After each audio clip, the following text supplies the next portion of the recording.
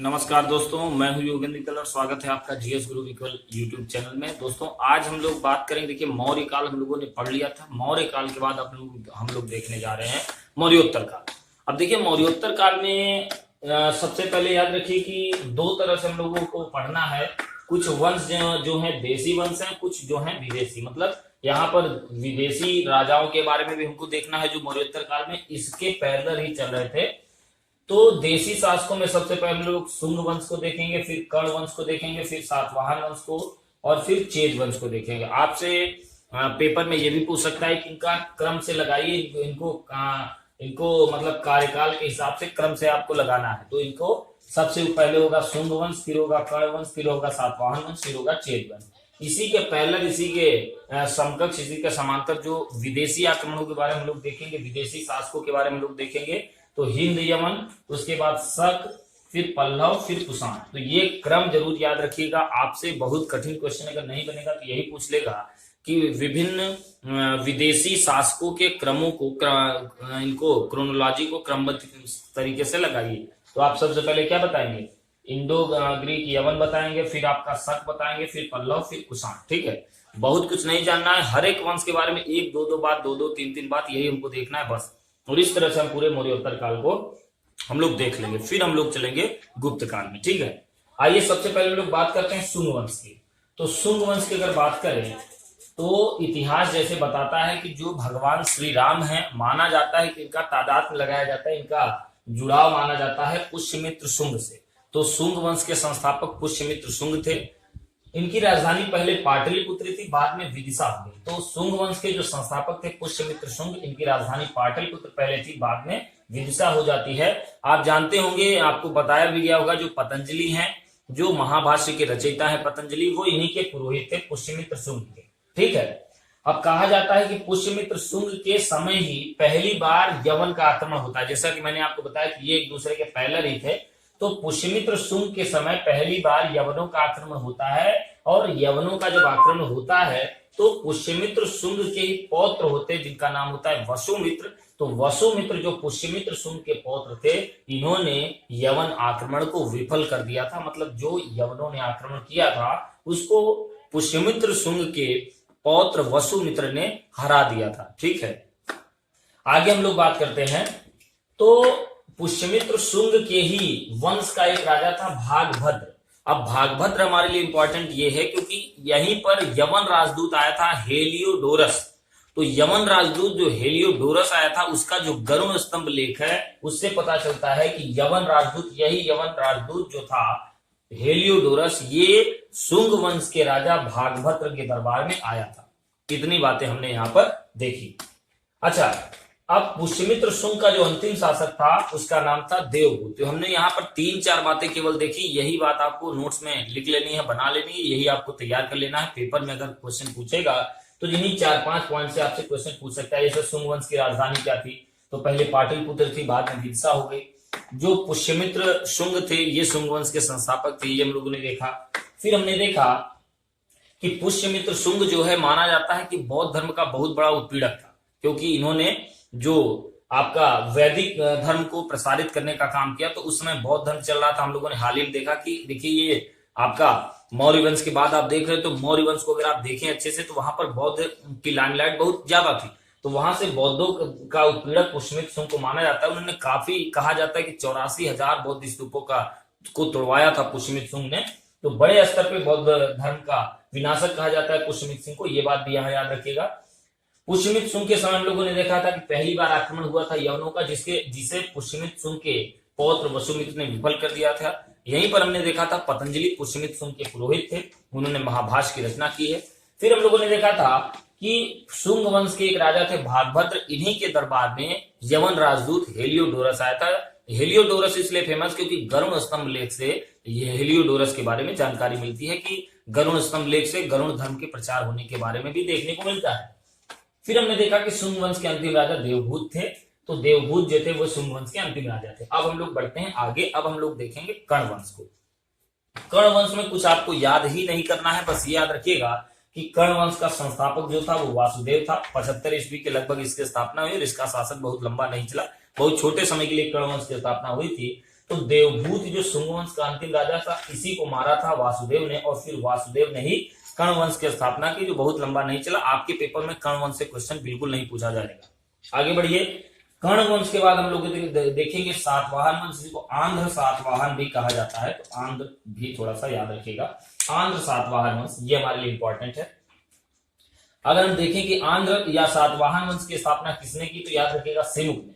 तो सिमुक ने सातवाहन वंश की स्थापना की। ये क्वेश्चन आपसे कई बार पूछा गया है कि सातवाहन वंश की स्थापना किसने की, तो याद करना बहुत आसान है, सातवाहन सिमुक। देखिए बिल्कुल इजी है। तो सिमुक ने सातवाहन वंश की स्थापना की, जिनकी राजधानी पैठन थी या प्रतिष्ठान। तो प्रतिष्ठान भी देखने को मिलता है, पढ़ने को मिलता है, पैठन भी पढ़ने को मिलता है। तो सातवाहन वंश के संस्थापक राजा सिमुक थे, जिनकी राजधानी पैठन या प्रतिष्ठान थी। अगर भाषा की बात करें तो इनकी जो राजकीय भाषा थी, सातवाहन वंश की जो राजकीय भाषा थी, ये प्राकृत भाषा थी। तो ये भी क्वेश्चन कई बार पूछा गया, इसको भी याद रखिएगा कि सातवाहन वंश के राजाओं की राजकीय भाषा थी क्या भाई, प्राकृत भाषा। ठीक है, आगे हम बढ़ते हैं। तो इसमें यज्ञश्री सातकर्णी एक राजा का नाम मिलता है। यज्ञश्री यहां लिखा नहीं है मैंने, लेकिन याद रखिएगा यज्ञश्री सातकर्णी ये नाम है राजा का। ये बड़ा फेमस राजा होता है, मतलब पहला फेमस राजा, प्रसिद्ध राजा यज्ञश्री सातकर्णी था, जो कि सातवाहन वंश का था। ये इसलिए फेमस है क्योंकि जल यात्रा के बारे में माना जाता है कि यज्ञश्री सातकर्णी जो था, ये जल यात्रा का बड़ा शौकीन राजा था। तो कभी क्वेश्चन ऐसे आपसे पूछा जाए कि सातवाहन वंश का कौन सा ऐसा राजा था जो जल यात्रा का शौकीन था, तो याद रखिएगा यज्ञश्री सातकर्णी। आगे हम लोग बढ़ते हैं, एक राजा था, इसी में आता है हाल। ये बड़ा इंपॉर्टेंट है भाई, हाल छोटा सा नाम है लेकिन है बहुत इंपॉर्टेंट। तो जो सातवाहन वंश का राजा हाल होता है, इसने एक ग्रंथ की रचना की जिसका नाम था गाथा सप्तशती। बहुत इंपॉर्टेंट है, एग्जाम के पॉइंट ऑफ व्यू से ऐसे क्वेश्चन पूछा जाता है, गाथा सप्तशती की रचना किसने की। आगे क्वेश्चन आता है कि गाथा सप्तशती की रचना किस वंश के राजा ने की। तो दो चीजें यहां से आपको जानने को हैं, उसकी गाथा सप्तशती की रचना हाल ने की है, जो कि सातवाहन वंश के हैं। अगर मैं आपसे पूछूं कि इनकी भाषा कौन सी रही होगी, तो आप आंसर दे सकते हैं, मैंने आपको पहले ही बताया कि प्राकृत। तो ऐसे भी अगर क्वेश्चन पूछा जाए कि सातवाहन राजा हाल ने गाथा सप्तशती की रचना किस भाषा में की, तो याद रखिएगा भाई प्राकृत भाषा। भाषा को भी थोड़ा याद रखिएगा, क्वेश्चन कहीं से भी घुमा फिरा के आए आप उसका आंसर दे सकते हैं। अब देखिए, सातवाहन वंश का सबसे प्रसिद्ध राजा होता है गौतमी पुत्र सातकर्णी। तो गौतमी पुत्र सातकर्णी जो था, ये सातवाहन वंश का सबसे प्रसिद्ध राजा था। माना जाता है कि जो नहपान था, शक शासक जो नहपान था, उसको गौतमी पुत्र सातकर्णी ने हराया था। ठीक है, इसी में एक राजा का नाम और याद रखिएगा। अच्छा, गौतमी पुत्र सातकर्णी के बारे में याद रखिएगा कि गौतमी पुत्र बलश्री और ये गौतमी पुत्र सातकर्णी से ही संबंधित है नासिक अभिलेख। नासिक अभिलेख जो है वो गौतमी पुत्र सातकर्णी से संबंधित है, जो उनकी माता गौतमी बलश्री के द्वारा लिखा गया है। ठीक है, तो ये दो बातें याद रखिएगा। नासिक अभिलेख जो है वो गौतमी पुत्र सातकर्णी से ही संबंधित है, जिसे उनकी माता गौतमी बलश्री ने लिखा है। तो दो बातें यहां से याद रखिए। कभी आ जाए कि नासिक अभिलेख की रचना किसने करवाई है, तो याद रखिएगा गौतमी बलश्री आंसर दीजिएगा। और कभी ये क्वेश्चन आए कि नासिक अभिलेख किस राजा से संबंधित है, तब आंसर याद रखिएगा गौतमी पुत्र सातकर्णी। ठीक है, एक राजा का नाम और यहीं पर याद रखिएगा कि एक राजा है वशिष्ठ पुत्र पुलमावी। यहां पर याद रखिएगा वशिष्ठ पुत्र पुलमावी। तो ये भी प्रसिद्ध राजा होते हैं सातवाहन वंश के। इनको पुलोमा भी कहा जाता है, तो पुलोमा भी कहा जाता है इनको। तो वशिष्ठ पुत्र पुलमावी का नाम भी इंपॉर्टेंट है।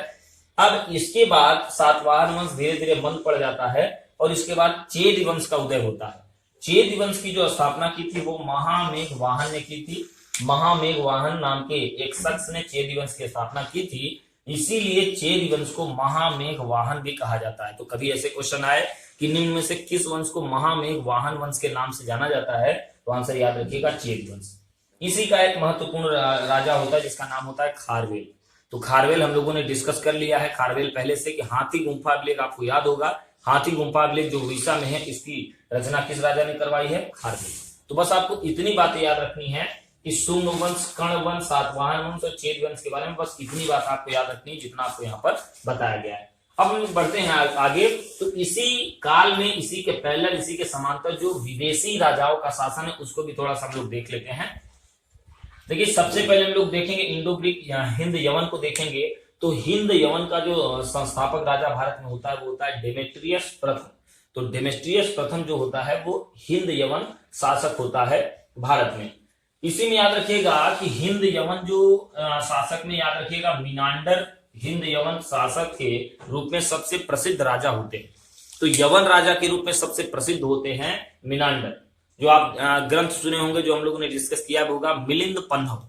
तो मिलिंद पन्हव, मिनांडर राजा और बुद्धसेन, तो ये दोनों के संवाद के बारे में मिलिंद पन्हव में बताया गया है। ठीक है, तो मिलिंद पन्हव में अगर क्वेश्चन आए कि मिलिंद पन्हव में किस राजा के बारे में बताया गया है, तो याद रखिएगा मिनांडर के बारे में और बुद्धसेन के बारे में डिस्कशन किया गया है। सॉरी बुद्धसेन बोला मैंने, सॉरी नागसेन। नागसेन ये भी बौद्ध धर्म के मतलब ऐसे समझे कि एक पुरोहित थे, और मिनांडर जो कि ये भी बहुत बड़े जानकार थे। तो दोनों के बीच जो संवाद होता है वही मिलिंद पन्हव में बताया गया है। अच्छा, यवनों के बारे में एक इंपॉर्टेंट चीज याद रखिएगा कि भारत में सबसे पहले सोने के सिक्के चलाने का जो श्रेय दिया जाता है, क्रेडिट दिया जाता है, वो यवन राजाओं को ही दिया जाता है, यवन शासकों को ही दिया जाता है। तो बस 3-4 बातें आपको याद रखनी है। ठीक है, चलिए अब हम लोग आगे बढ़ते हैं। अब हम लोग देखते हैं शक वंश को। शक वंश को हम लोग देखते हैं। तो शक वंश के जो सबसे प्रसिद्ध राजा होते हैं वो होते हैं रुद्रदामन। तो रुद्रदामन शक वंश के सबसे प्रसिद्ध राजा होते हैं। कहा जाता है कि जो रुद्रदामन थे, यहां पर देखिए, तो रुद्रदामन के अच्छे संबंध थे यहां पर सातवाहन से। तो कई बार यहां पर देखिए, इसके पहले जैसा मैंने आपको बार बार बताया, तो जो रुद्रदामन थे इन्होंने कई बार इनको हराया था यहां पर सातवाहन वंश के राजाओं को। लेकिन इनके संबंध को जो मतलब उसको वैवाहिक संबंध होने के कारण यहाँ पर इनको छोड़ दिया जाता था। ऐसा पराक्रम आपको देखने को मिलता है। तो रुद्रदामन जो थे ये शक वंश के राजा थे, बहुत प्रसिद्ध राजा थे। हम लोगों ने देखा था गिरनार अभिलेख, याद होगा आप लोगों को गिरनार अभिलेख। गिरनार अभिलेख की खास बात यह थी कि पहली बार शुद्ध संस्कृत में लिखा गया कोई अभिलेख था, वो था गिरनार अभिलेख। तो 2-3 बातें याद रखिएगा। गिरनार अभिलेख, इसको लिखाया है रुद्रदामन ने, और ये शुद्ध संस्कृत में लिखा गया, पहली बार कोई ऐसा अभिलेख था। इसी में याद रखिएगा रुद्र सिंह तृतीय। एक चीज और याद रखिएगा कि उज्जैन के एक राजा थे जिन्होंने शक राजाओं को हराया था। शक राजाओं को हराने के बाद उन्होंने विक्रम संवत चलाया था। विक्रम संवत, तो ये क्वेश्चन इंपॉर्टेंट है। इनका नाम था विक्रमादित्य। तो उज्जैन के राजा विक्रमादित्य ने शक राजाओं को हराया था 58 ईस्वी में। इन्होंने इसी के उपलक्ष्य में विक्रम संवत चलाया था। तो विक्रम संवत कौन चलाया था, याद रखिएगा विक्रमादित्य ने विक्रम संवत चलाया था। कब चलाया था, 58 ईस्वी में। ठीक है, बस इतनी बात आपको शक के बारे में देखना है। और शक वंश में एक बात और याद रखिएगा, रुद्र सिंह तृतीय। रुद्र सिंह तृतीय जो था वो शक वंश का अंतिम राजा था। बस इतनी बात आपको याद रखनी है। पल्लव के बारे में कुछ ज्यादा कुछ नहीं है, पल्लव के बारे में कुछ ज्यादा बताया नहीं गया। तो पल्लव को आप बस वंश के तौर पर याद रखिएगा। इनका भी शासन कुछ ऐसे ही था, जैसे भारत में भारत के वंश की अगर बात करें तो जैसे चेदी थे, वैसे यहाँ पर पल्लव थे। कुषाण वंश को हम लोग देखते हैं, ये हमारे लिए इंपॉर्टेंट है। कुषाण क्रम जरूर याद रखिएगा, क्रोनोलॉजी दिमाग रखिएगा, यवन, शक, पल्लव, कुषाण, ये गलत मत करिएगा। कुषाण वंश के जो संस्थापक थे वो कुजल कटफिसस थे।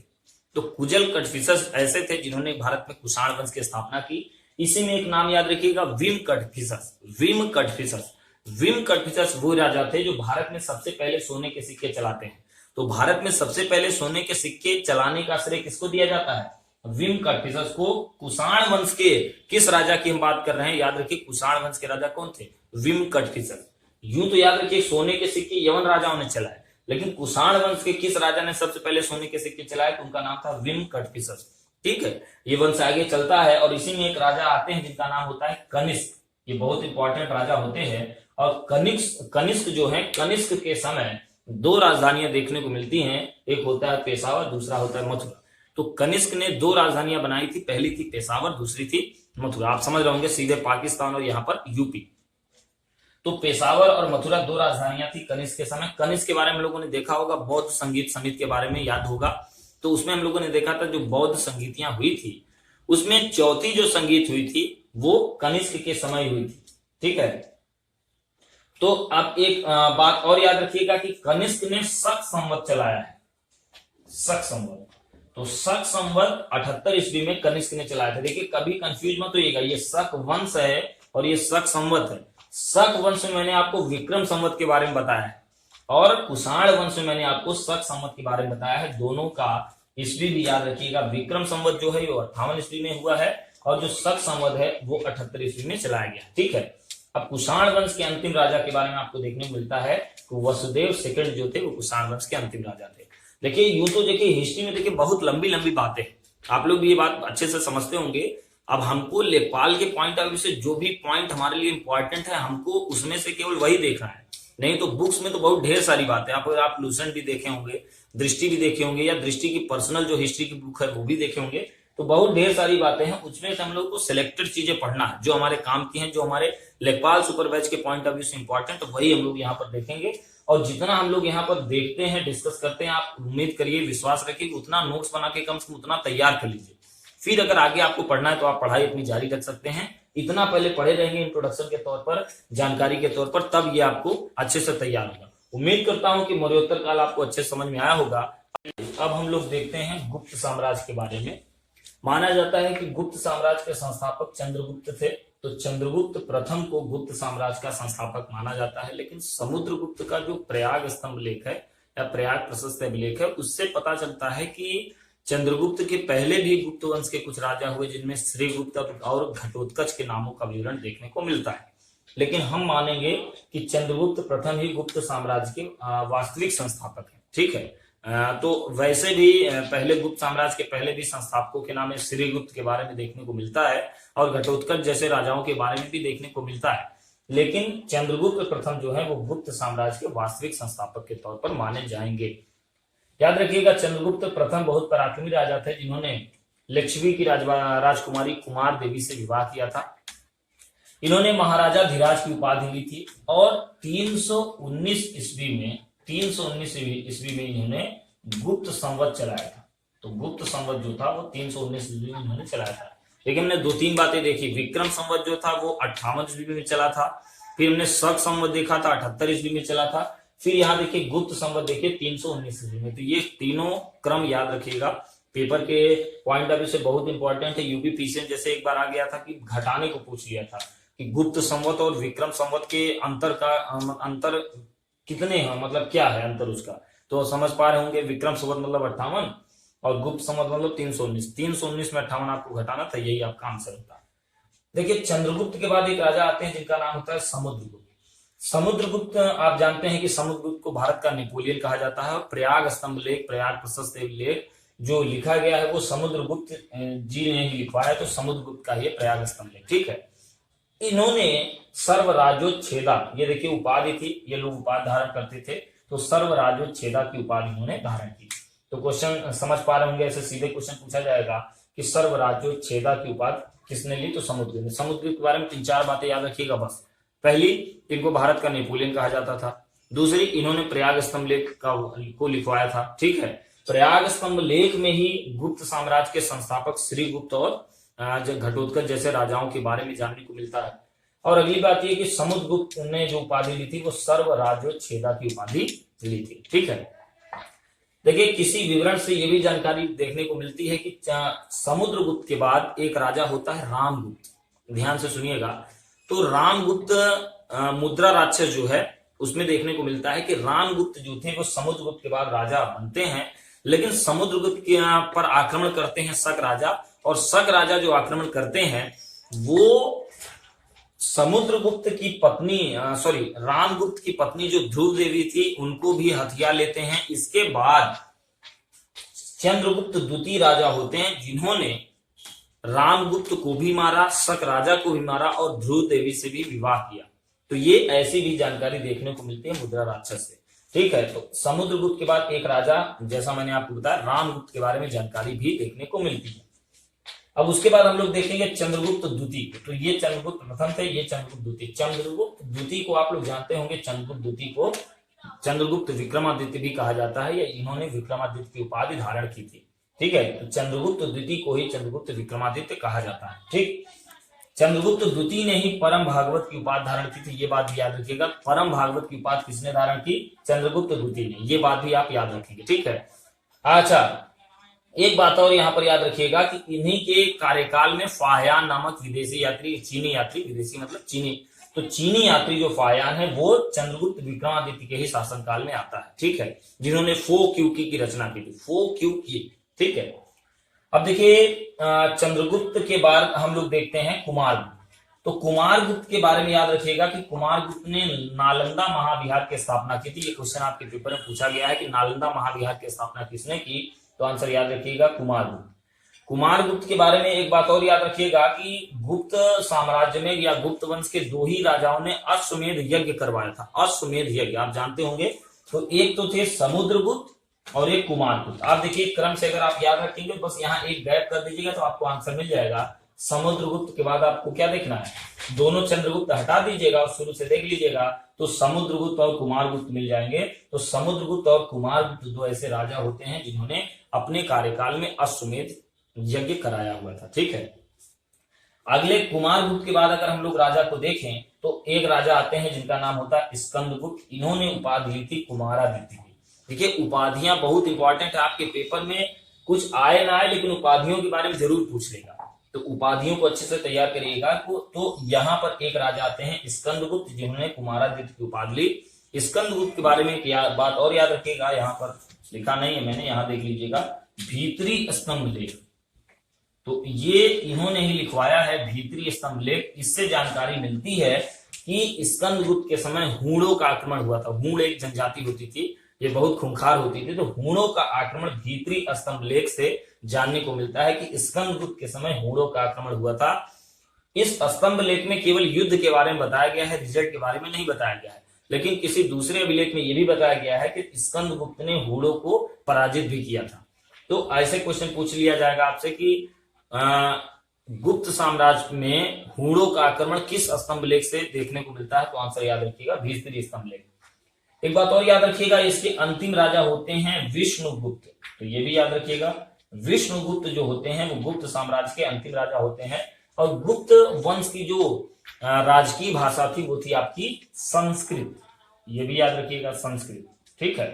तो अभी हम लोग गुप्त वंश के राजाओं को हमने देखा। गुप्त वंश के राजाओं के बारे में इतना आप जानकारी यहाँ पर देख लीजिए, स्क्रीनशॉट भी ले लीजिए, नोट्स अच्छे से बना लीजिए। अब हम लोग अभी देखेंगे गुप्त साम्राज्य की और बातों को देखेंगे, जैसे वहां पर प्रशासन कैसे चलता था, हाँ, जो लोग थे उनका नाम क्या था, श्रेणी क्या था, संस्था क्या था, तीर्थ क्या था, ये सब हम लोग आगे देखेंगे। तो ठीक है, इतना अच्छे से तैयार कर लिए, फिर अगले वीडियो में मिलेंगे, तब हम लोग अगले लेक्चर में हम लोग गुप्त साम्राज्य की थोड़ी सी बातों को और देखेंगे, फिर हम लोग आगे चलेंगे, ठीक है। वीडियो देखने के लिए आपका बहुत बहुत धन्यवाद।